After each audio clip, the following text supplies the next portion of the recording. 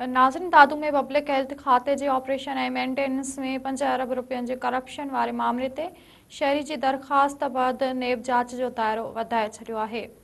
इन हवाले सां वधीक तफ़सील ॿुधाइण लाइ असां टेलीफोन लाइन ते मौजूदु आहिनि इशफ़ाक़ मलिक। जी इशफ़ाक़, कहिड़ा तफ़सील आहिनि?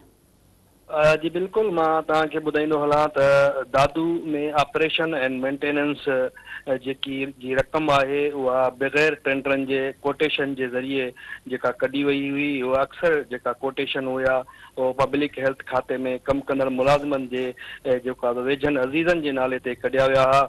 दादू ज़िले में 90 करोड़ जी लागत सां जेको फिल्ट्रेशन प्लांट जेको मुकमिल थियणो हुयो उहो बि करप्शन जे वर चढ़ी वियो हो ऐं उहो बि समूरी रक़म ख़र्च हुअण जे बावजूद बि वक़्त सर मुकमल न थी सघियो हो। दादू जे शहरी अहिड़ी जेको आहे सो नेब वटि दरख़्वास्त दाख़िल कराई हुई, जंहिंमें चीफ इंजीनियर आहे शमसुद्दीन शेख ऐं इंजीनियर अज़मत फुल खे उन में धुर ॼणायो वियो हो। उन में इहो इल्ज़ाम लॻायो वियो हो त जेको आहे समूरी रक़म कोटेशन जी बग़ैर टेंडरनि जे जेको आहे ऑपरेशन एंड मेंटेनेंस जी कढी थी वञे ऐं केतिरनि ई स्कीमुनि ते रेट लिस्टूं पिणु जारी कई वयूं आहिनि।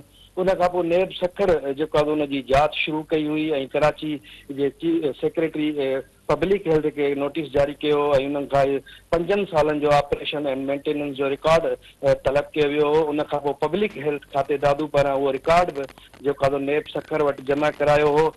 नेब जी जांच खां पोइ सेक्रेटरी पब्लिक हेल्थ दादू में आयो हो ऐं उन दादू फिल्ट्रेशन प्लांट जो दौरो कयो ऐं उहा यकीन ध्यानी ॾियाराई हुई दादू शहरियुनि खे त 3 महीननि जे अंदरि उहो फिल्ट्रेशन प्लांट चालू कयो वेंदो।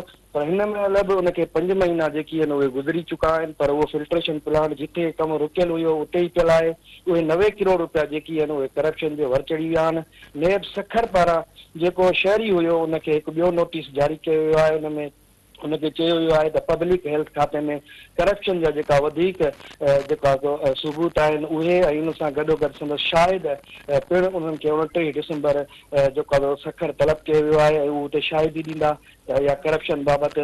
उन खां पोइ अहिड़ा नोटिस जेका निकिरण खां पोइ करप्शन कामोरनि में थरथलो मची वियो आहे। चीफ इंजीनियर शमसुद्दीन शेख आहे जंहिं 5 सालनि जे दौरान दादू ज़िले समेत जेकी ॿिया ज़िला हुया उन्हनि में ऑपरेशन एंड मेंटेनेंस जी 5 अरब रुपयनि खां वधीक जेका रक़म हुई उहा बग़ैर टेंडरनि जे कोटेशन जे ज़रिए कढी वई हुई। अक्सर जेका कोटेशन हुया सरकारी मुलाज़िमनि जे वेझनि माइटनि जे नाले ते कढिया विया हुआ। दादू ज़िले जे चइनी तालुका 90 जेकी आरो प्लांट हुया जंहिंमां 60 आरो प्लांट हिन महिल ताईं बि ख़राबु पियल आहिनि।